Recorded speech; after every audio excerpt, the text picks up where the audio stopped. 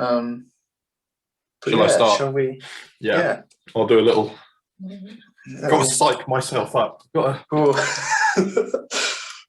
to. Okay. Right. Sorry, it was the whole. I'm going to leave that in. I don't care.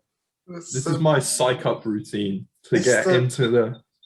It's the wacky inflatable tube band dance. When clubs reopen, you're going to be an absolute catch. Mate, absolutely. That's the dance. People are going to be looking at like, who's that cool guy dancing like a man. woo? What's his story?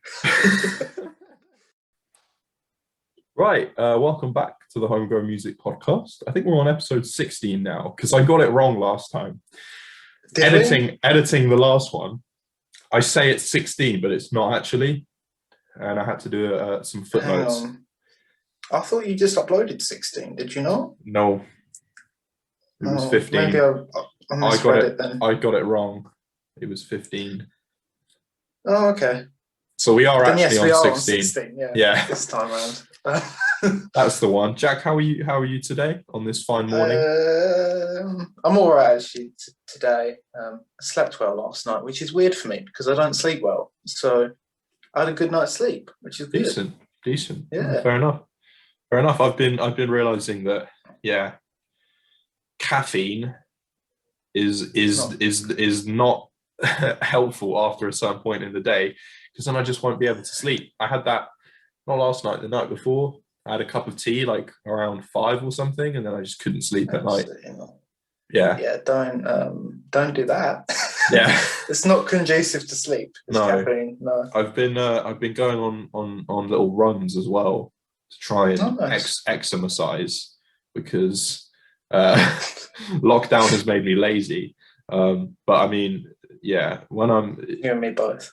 What doing running has made me so tired. So when it gets to around like 10 o'clock, I'm ready for bed. But yeah, man. Once I'm back at work, I'm gonna be exercising all the time anyway. I'm gonna be on my feet all day. So tell me about it. My feet, I just ache. Yeah, like I'm just aching. Constant ache. I'm on my feet all day. And I got in yesterday because I've started walking back from work, because it's like a 40-minute walk. And as you say, like lockdown has made us all quite lazy. So a walk every day, somewhat, is helping. Good. Yeah. So, but it's really not good when I'm on my feet all day and then I walk for 40 minutes. Well, that's the thing. Like, I think about when I was in school, we were walking about all the time. You know, you're walking upstairs, you're walking back and forth from school. You know, you're doing all of this stuff. Sometimes multiple times a day. You know, if you wanted to leave for lunch and then come back, you know, like you do a lot of walking. And I've been the most sedentary in my life this year. I mean, sixth form for me, I was. Really, sort of year 10 onwards to sixth form, I was pretty much just walking everywhere. Because I went loads of places, not for a social life. I just walked everywhere. That's for the audience. And so, I mean, I won't say I'm physically fit, but I was more fit than I am now. You were active. You were busy. Yeah, I was moving about. Same with me, man. I'm not fit now. Had an ice cream for breakfast. Nutrition. I don't know, man. Like, I used to walk around a bunch. I used to be a very avid walker. Like, I did lots of hiking when I was younger, with scouts and stuff, and just in general. Like, I love a long walk, but you know, since lockdown, it's just been one of those things where it's just like, it's effort just to get up in the morning and just do something. So going for a walk feels like the furthest thing that you'd want to do, you know. What we'll do when lockdowns end, we'll just go on a walk. We'll just walk somewhere. Go on a walk, have a chat, be a nice one. We could film a walking podcast. A walking, talking podcast. What were you saying? podcast. walking. Should we just get onto the Yeah, topic of the thing? let's get on to Yeah. where we're going. What did you want to talk about today, Jack? Country music, because I have opinions about it. Yeah. This is Let's get like, into it. this is like classic podcast, two guys complaining about something. Right, controversial opinion, and this is going to make some people think I'm Go for it. I kind of like country music, right? Wait for it. I like country music up until about the year 2000. Right. Everything beyond that is unbearable, right? I like the Eagles. They're really good. I like Johnny Cash. You're very hard pressed to find anyone who doesn't like Dolly Parton. Mm-hmm. But recently on the radio, they've been playing a song, and I don't want to speak ill of certain artists, but I'm going to say that this song is one of the worst songs I think I've ever heard in my entire life. And I've listened to the Shags, and they're not even in time. Right. This song is. Have you seen the Bo Burnham sketch about country music? I think so. Yeah. Where he writes the parody song about how like stereotypical country songs go. Right. Okay. Yeah. I have a feeling this artist heard Bo Burnham's parody country song and said, "Actually, that's a good song. I'm going to write that." Because I believe the opening lyric is, "A cold beer holds like 30 ounces, but a good old pickup truck holds 3,000 or something like that." Like it's so painful. And that hurts. And I don't get it. I was sat there going to myself, that's a song that I would have written while drunk at 3 a.m. and never have let see the light of day. Yeah. But someone has taken that and gone, yeah, I'll just release that as a single, and it's getting radio play. Man. So yeah. It's a bit it's a bit like my favorite country song, "Old Town Road" by Lil Nas X. Even that's more entertaining, though. It is a bop, to be fair, but it is terrible. The thing is about it, I feel like the original version of it, when it first came out, seemed a bit self-aware. And then everyone then it kept going as a meme, and it eventually became unbearable. Yeah. But there was something about it that felt quite self-aware. But yeah, it felt like it was in on the joke. It wasn't. Yeah. It was like the video for it was very like comical and schlocky, and like Lil Nas X is quite a self-aware guy. Like, have you seen some of his tweets and stuff? Like, he's joked. Follow him on Twitter, yeah. Yeah, he's joked about the song, and it's like one of those things where you can release a viral song, and more often than not, you've kind of got you can't take it too seriously if it's like a silly song that goes viral, like that. Yeah, that's one of the few examples of like a modern country song, and I kind of don't really count it as country because it kind of enters sort of this blend of country rap, which is a phrase I didn't think would exist, but it does. And Billy Ray Cyrus is on it, and that's a whole other topic. Why? But it's just like most country music from like the year 2000 onwards has absolutely no substance. Like, it's just the same stuff about having blue jeans, a cold beer. Usually there's a mention of a steel string guitar being like your first love or something, and then the pickup truck, and then the lyrics end up talking about a girl who is not described in any way beyond like blonde hair, and that's the song. And it uses like the same 3 chords, and I don't get it. I mean, what are your views on country? I don't know. Oh man, honestly, coming into it, like you said, like the stereotypical kind of I'm gonna get in my truck and country Yeah, music never really appealed to me for obvious reasons. But it's not entertaining. yeah, but like I feel like there's certain elements of country music that I can really get behind. Like maybe not the lyricism, but I love a banjo. I think banjo is such an Same. underrated instrument, man. And like slide guitars, like what's that instrument that's played like horizontally, like a slide Lap guitar? steel A guitar. lap steel guitar, Yeah. yeah. That is so I love the sound that makes. There's this band, Pine Grove, which use lots of elements of country music, and I love it. I don't even know if they're a country band, but they're kind of like almost like an alternative country band. Like they've got Yeah. the steel side, you know. They've got the banjo. But then they've also got like electric guitars and bass and drums and they go really like, and also man, vocal harmonies in country songs are like delicious. They're just like Yeah, such nice.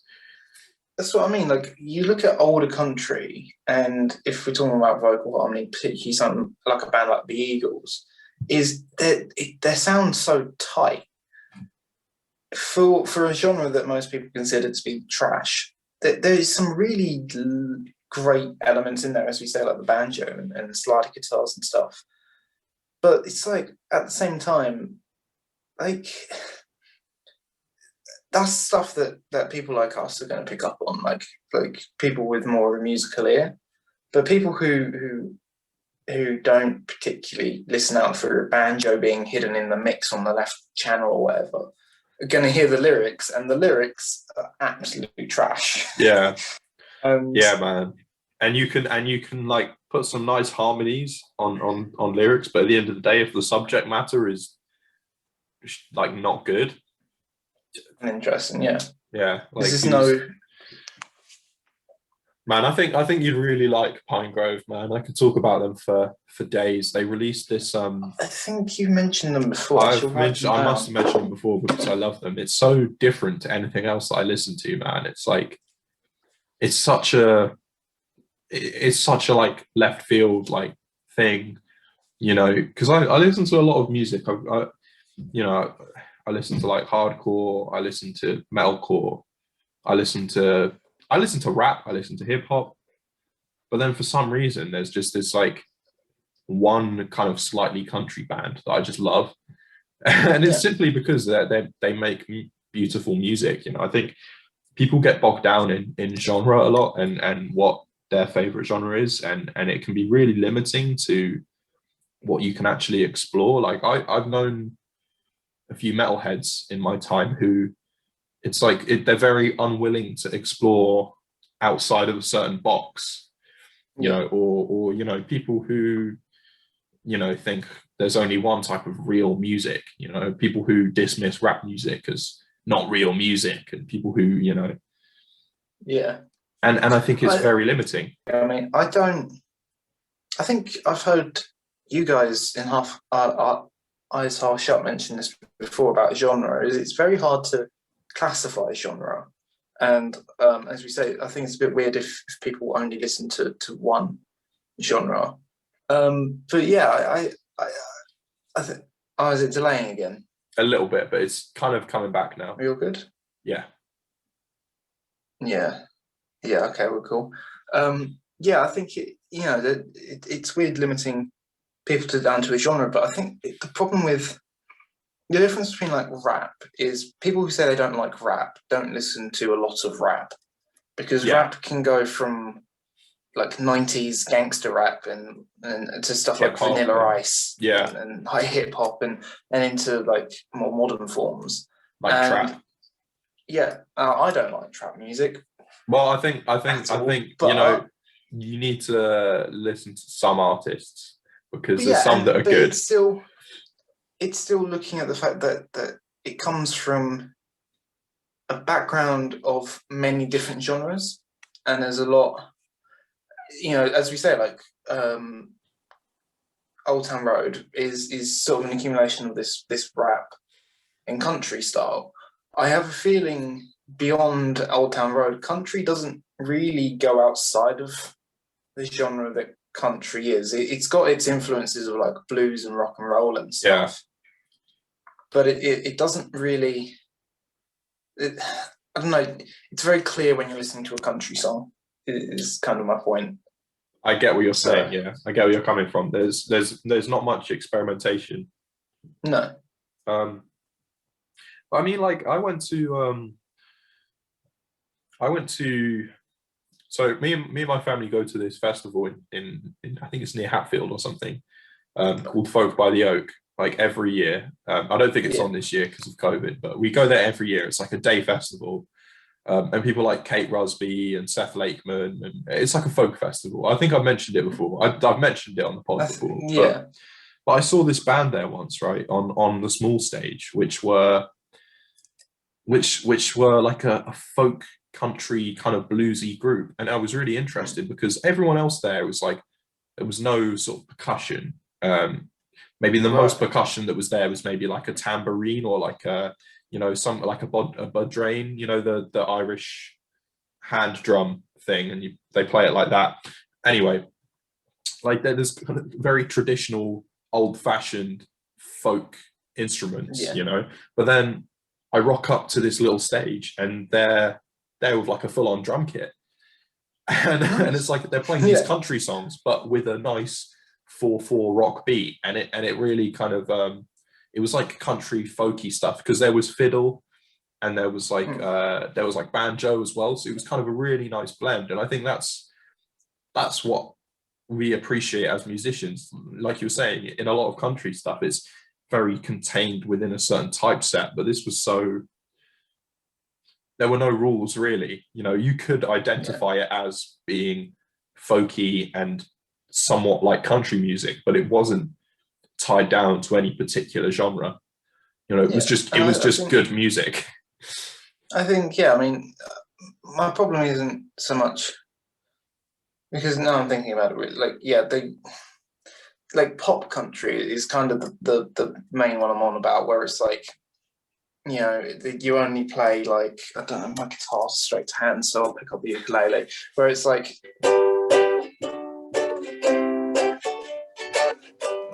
obviously not that high, and like it barely goes out 3-chord and 4-chord stuff, and lyrically it's almost always the same, and there's very little room for new elements. I think one of the more interesting sounds to come out of it, not necessarily a good sound, but more interesting sound I've noticed a little bit is use of like trap drums.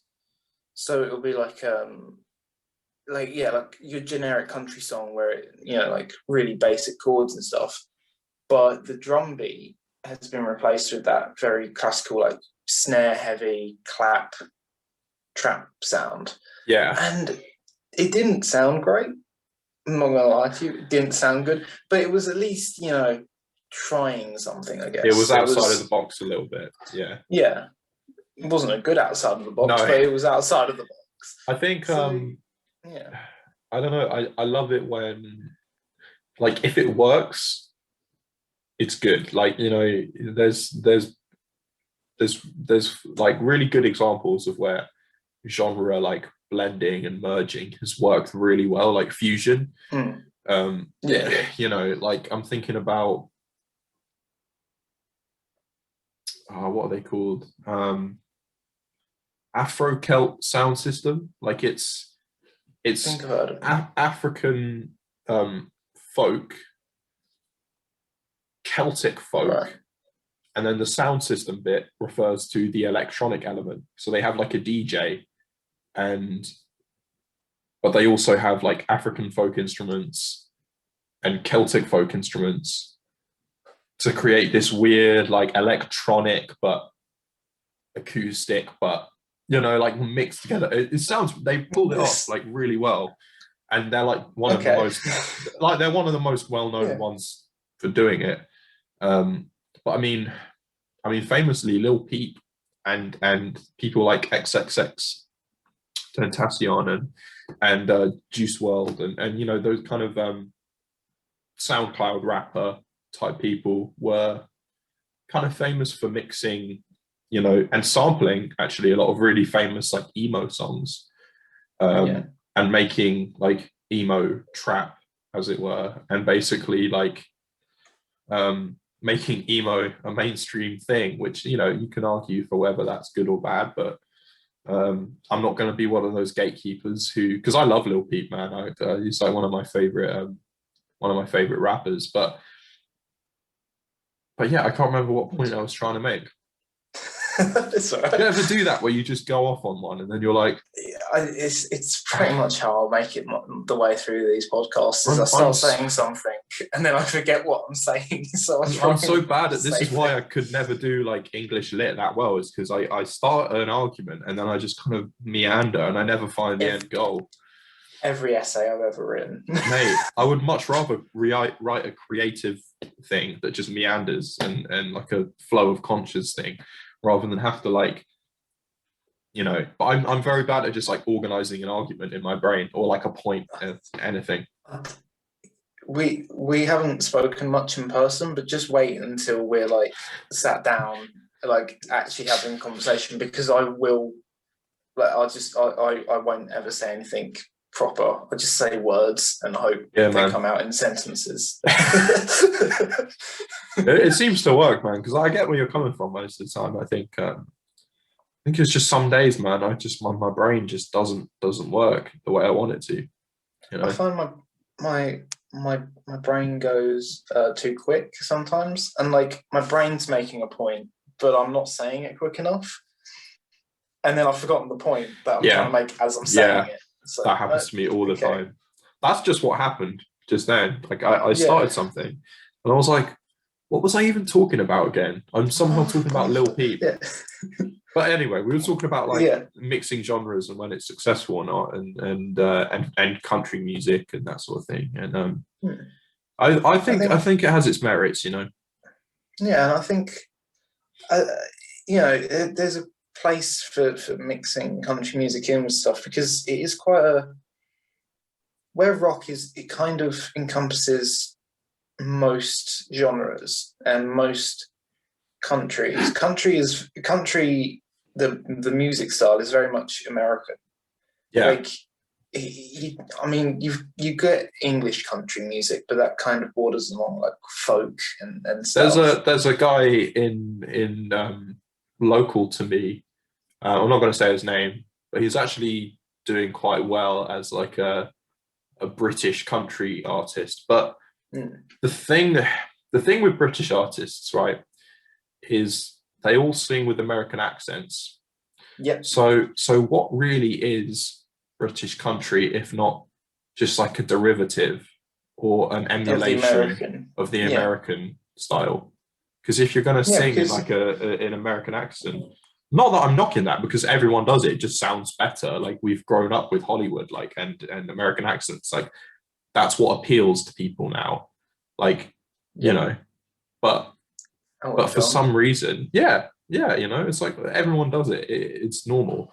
But when it comes to country music, that's something that is so tied in with identity, right? And like American isms, you know. So how does a British person do it?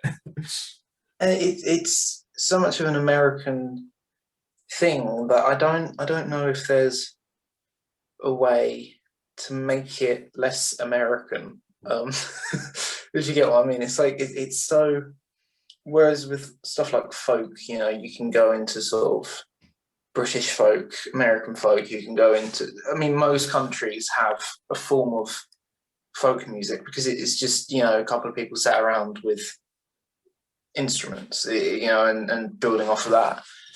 But yeah, I mean, and when you think of particularly famous country stars, they're all like, it's so obviously they're American. Like Brad Paisley, who I could not name you a single Brad Paisley song because they're all the same to me. Billy Ray Cyrus, even Johnny Cash is still, you know, he's an American that just sort of exudes being American. Yeah. Whereas, you know, if you start trying to list off like rappers or rock musicians, they come from all over. Yeah. And the thing with rap as well is like there is a very defined like cultural difference between like American rap and British rap, which is where it's like they've taken something like the source material, like American hip hop, back in like the late 70s, like early 80s, and they've taken that blueprint, obviously over time, and it's kind of developed differently for those two different countries. Like I'm sure people in like London when hip hop kind of started becoming popular in the UK, like American hip hop, would try and emulate exactly the same. But then obviously over time that evolves and takes on the culture of the area. So like London, and now you've got like drill. It's exactly that. Like it's but with country, I don't think the same thing has kind of happened. Like it hasn't been popular and rooted enough in the UK that it kind of has its own movement. It's kind of just like still this thing, which is very much an American thing.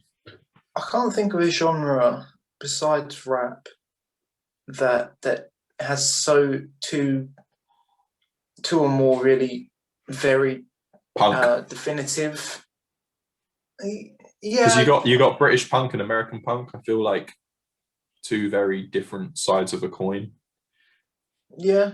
I mean, I don't know much about punk, but punk will be with fair enough. But you think about my punks, point is, it's like rap is one of the few genres that you can definitively go, there's two very different versions of this, and as we say now, punk as well. But although saying that, if you heard a punk band now, say a British punk band now from that like formed recently, and an American punk band, it could be quite hard to tell the difference sometimes. Apart from accents. If you're thinking back to punk in its olden forms, you like Sex Pistols and the Clash and stuff, versus like I don't know, Green Day or something, they're quite different genres.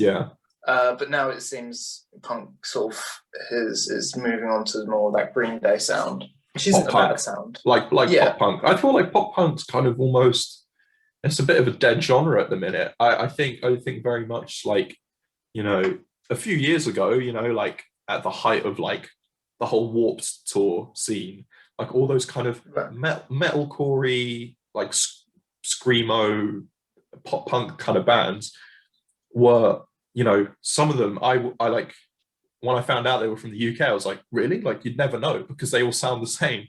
I'm not slagging them off. I'm not saying that they're copying each other. I'm just saying the style sounds the same. They all sing in American accents, like how the Americans sing in their own accents, like all of those. But like in the early days of punk, you could really easily tell apart, like, the Sex Pistols and I can't think of it, like, I don't know, like the Dead Kennedys, like two very different like punk bands. You would be able to tell them apart. I mean that's kind of the thing, and country doesn't have any of that. It just sort of it's very much stuck in. I don't know, because you think it was back never to popular country enough. Yeah, you think back to country in sort of 50 years ago or so, it had its very own sort of standout from rock and roll, from blues, from heavy metal and stuff. Country was very much stood out by itself.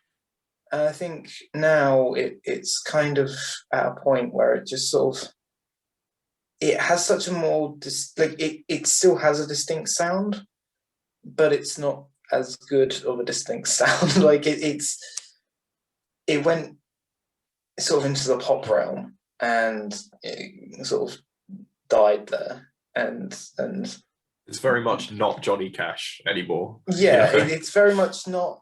You look at like Johnny Cash's writing, and like he wrote love songs and stuff, but some of his songs, quite they tell stories, and they tell, and Dolly Parton's the same, and the It's Eagles are the folklore. same. Yeah. Yeah, you're telling a story through it. Hmm. And then now it's like, I've got beers in my truck and my guitar. It's like, that's not. Whereas if you look at a song like Boy Named Sue by Johnny Cash, have you heard that song? I believe I have. Amazing. Because the whole thing is like a story. You're literally, it's like he's telling a story. It's like, it's like an audio book put to some acoustic guitar. Like, it's so amazing. Like, I love that style. But now, like you said, yeah, it's very generic, very like not that interesting. I mean, maybe, do you know what? We could be proved wrong though. Someone could be like, check out all these lesser known country artists who are, making really amazing music. But I did say at the beginning, that there's no country act beyond the 2000s that I listened to. That is a lie, because I forgot one. The other favourites, which are sort of a country folk duo, have some really good stuff, but that's because they're influenced by like 60s, 70s country, and that kind of sound. Whereas not Brad Paisley. I have nothing against Brad Paisley. He seems like a very nice man. I just cannot listen to his stuff at all. And that's okay, because each to their own. It's not good.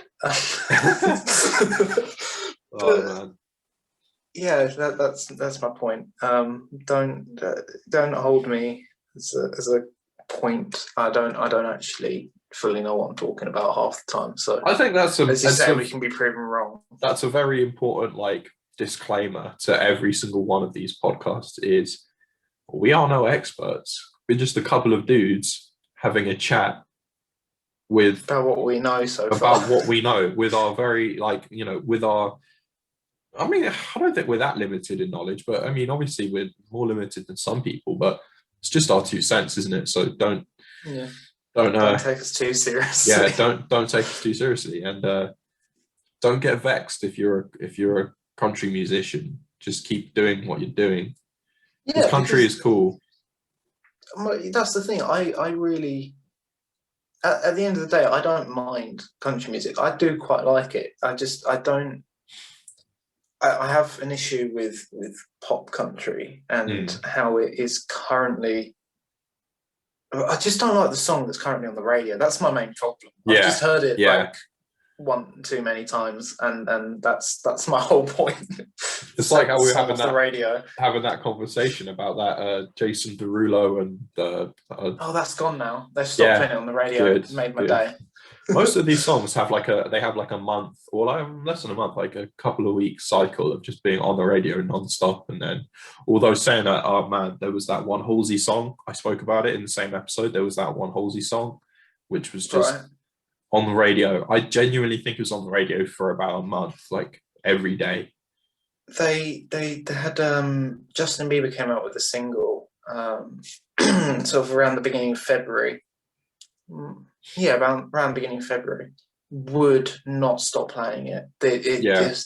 Every DJ that was on played it at least once, sometimes twice, and it was on for a month, and it wasn't even that good of a song. And then they took it off. I was like, oh, Bieber's gone. Good, cool. And then he came out with another one.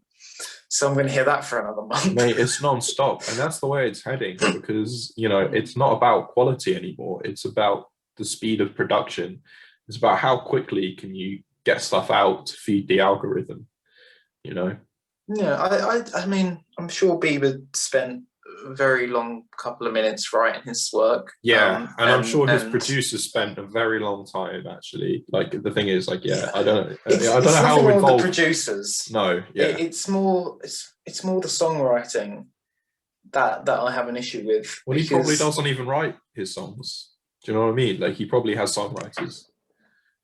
I'm going to look up the song that I'm thinking of, because if he did write it, it's not good.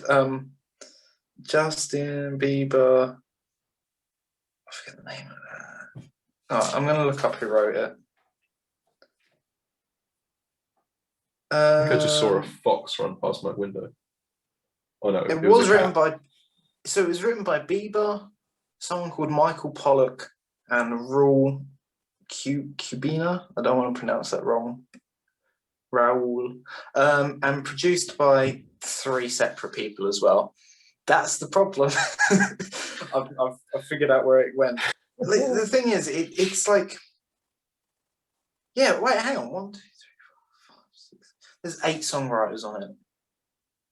8 Yeah. for a song that's 3 minutes and 10 seconds. What? I mean, if I had the kind of money that Justin Bieber had, I get it. Like getting good people, I'd have the best people working on an album, but at the same time, like, oh man, I don't even know. I just think it's like there's no, I don't know, man. I don't know what point I'm trying to make.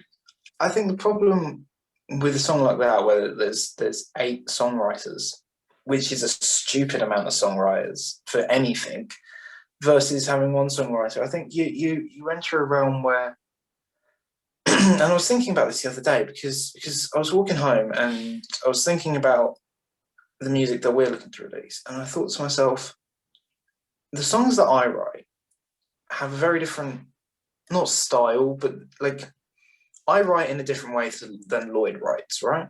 Yeah. We've written songs together, but if you look at songs that either of us have solo written, they have very different.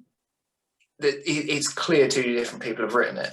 Yeah. I think part of the problem with songs that have so many songwriters on is you've got so many people with different writing styles being put together for a song that's only 3 minutes. Yeah. And that's not going to help anyone involved. No. Yeah. So, and I don't mean to say that like songwriting like with a group of people is a bad thing, but you can't just throw a bunch of people together and hope that something really good comes out. You've got to make sure your writing styles work. And when Lloyd and I sit down to write together, something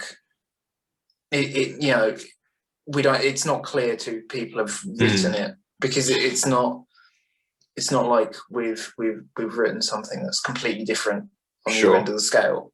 Whereas I think with something like that, it's just like it just comes out when you got so many people working on it. It just all comes out quite generic because no one has a moment to shine. Sure. No one is. But yeah. See, I don't know.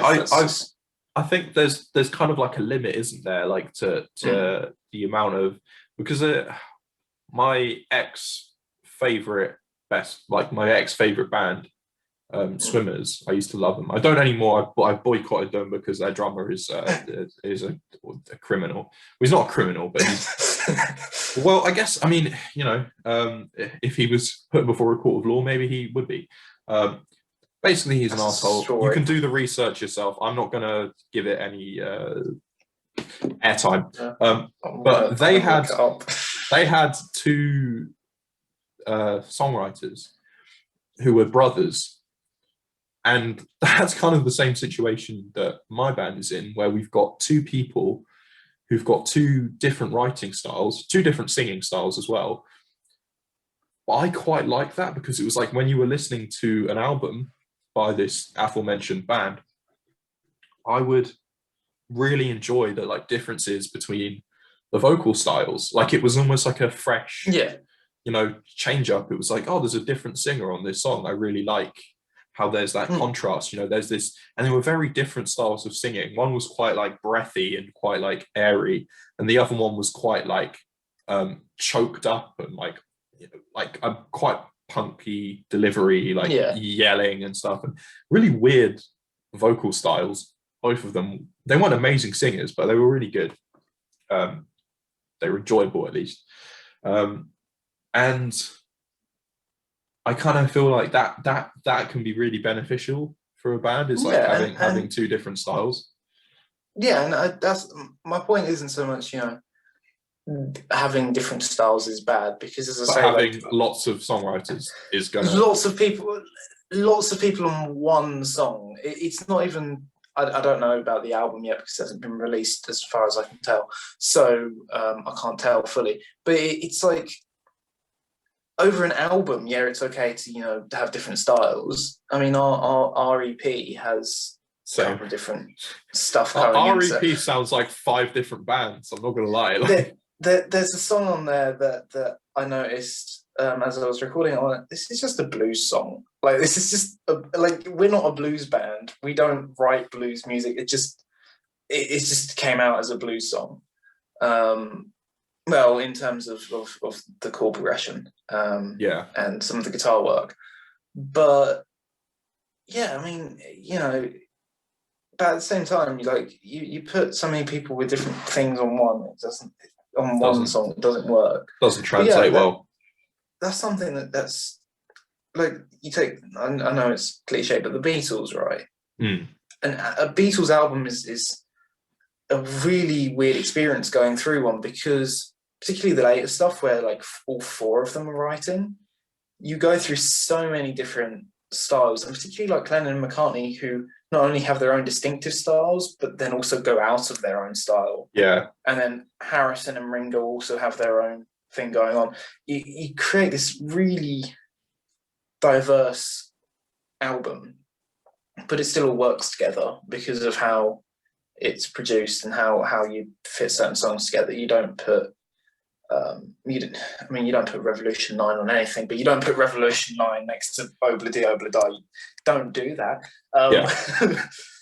But like, you there's a reason they're on bookends of the album, is because they're different. They're so contrasting. Yeah. Man, like, I do like a good style switch up, like, and even just like, I think for me, like, hearing a different vocalist as well, really, I really enjoyed that kind of duality, like, because another good example of that is Title Fight. So I'm wearing their merch now. It's like one of my favorite bands of all time. But they had 2 singers as well. Like, the bassist sang for the majority of songs, but then their guitarist also sang for a lot of songs, and you can tell where there is that distinction between the 2 writing styles as well, because obviously, they want to sing the songs that they've written, and you get that kind of polarity. And then they just did, like, so they were a hardcore band. Like, they did like a couple of albums which were very much hardcore, and then you kind of started to see at the tail end of like their second album where some of the songs started to have some nice tones and effects and stuff, which were kind of almost like leaning towards shoegaze. So some very like fuzzy bass, and like some very fuzzy guitars, and lots of like reverb and like weird cool effects and stuff. Whereas before it was just heavy riffs and like heavy drums. And like in this second album, you start to see more kind of wall of sound type style of production, but it was still a hardcore. And then their next album was just completely like shoegaze. So you could kind of start to see the signs of that transition to then going from that hardcore, slightly shoegazy, to now they're just a shoegaze band. And then one song on the album was just like a callback to hardcore, to the older stuff. Which I thought was great.